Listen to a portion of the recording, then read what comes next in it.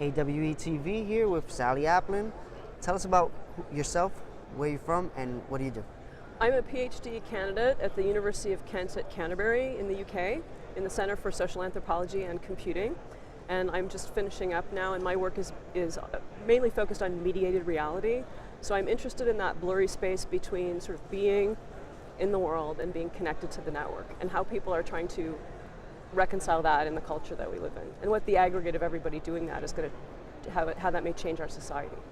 And you're speaking today. You're speaking on that particularly. As you want to. I'm speaking on. The title of my talk is called "Heads Up: Polysocial Reality and HMDs." And what I'm actually talking about is polysocial reality is our work about modeling the complex message communication space, and HMDs are the head-mounted displays. And I'm talking about the heterogeneity of messages and how that influence can affect what kinds of things people are doing in the population with new technologies, particularly head-mounted displays. We already have a problem with complex messaging, so okay, now let's add a headset and put stuff in front of people's eyes. How's that going to change the way we interact? So do you feel like that's going to be something that people are going to have to get used to? Like what do you think is going to be the process of once these things are in the mainstream? As you see, you've been here every year. There's a lot more heads-on displays this year. What do you think is the process of it taking AR from where it is now to the next step, and how is that going to affect people? Well, I think it has to do with people, to what they can afford to purchase, to play with, what compelling content there is to make them want to put a headset on. Sure. You know, we saw that with earpieces, with the Bluetooth.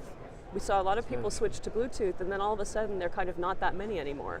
There's some holdouts. You know, you see holdouts to the Bluetooth, but a lot of people sort of stopped. So depending on how headsets are they comfortable? What's society's reaction to people wearing them? Are they outcast because people suspect them of doing devious things, or are they embraced? That'll kind of change the adoption. But I think what we're going to see is what we call adaptive radiation, which means that people adopt to new technologies at different rates. So it isn't going to be that glasses are available and all of a sudden one day everybody puts them on and is having this amazing AR experience, like you see the 3D glasses pictures of people in the movies, right? It's just going to be people here and there and people here and there until eventually the population will switch over. So it's going to be a pattern of adopting rather than an overnight kind of thing. I think it'll be a slow progression, actually. Very cool. That's interesting. So you've been here every year since the start. What have you seen here, over the past 2 days that excites you, that makes you feel like AR is moving in a proper place? Well, there's a couple things I'm really excited about. One is it's great to see the big booths here. We haven't, every year this area has been sort of a smaller venue, and I've really liked that kind of community and grassroots feeling. Sure. But to see these big booths means that people are willing to sink money into AR and AR development, and that's exciting for the industry. Sure. To know that people are willing to spend money to develop technology. Yep. So that's been great.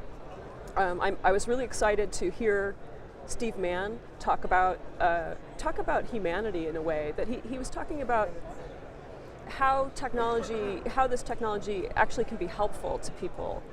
How can we improve vision, help people see things more clearly, help us help each other, help us participate in our communities. And his sort of very senior experience as a researcher in the field for many, many years, I think there's some weight to what he has to say. It's almost that he's come out of the other side of all this development, has come out with some real wisdom that I think we can all benefit from. So it's great to hear him talk about that. And there's a company called Technical Illusions, which is Jerry Ellsworth and Rick Johnson, that left Valve with permission to take their technology, and they're coming out with some glasses that are called the Cast AR. I don't know if it's Caster or Cast AR, I'm not sure of the pronunciation. And their glasses have double projectors on them, and it enables a shared experience. So two people can play a game together using their special backboard, which is actually apparently reasonably inexpensive, that has a projected game on it. And these glasses, they can see the real world, they can see objects, and they can see the game. And they're next to each other, sort of gaming in this 3D environment, cool. which is a highly social experience. So I'm actually really excited to see them go.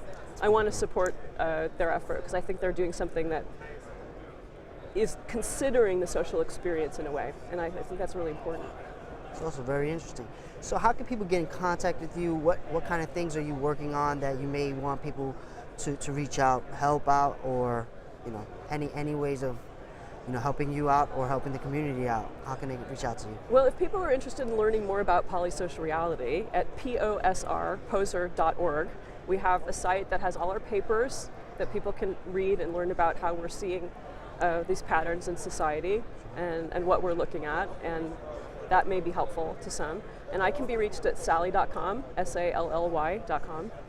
So people are, for email, it's probably best to send mail to sally@sally.com. Awesome. So thank you for coming for AWE TV, and nice meeting you. Thanks for your time. No problem.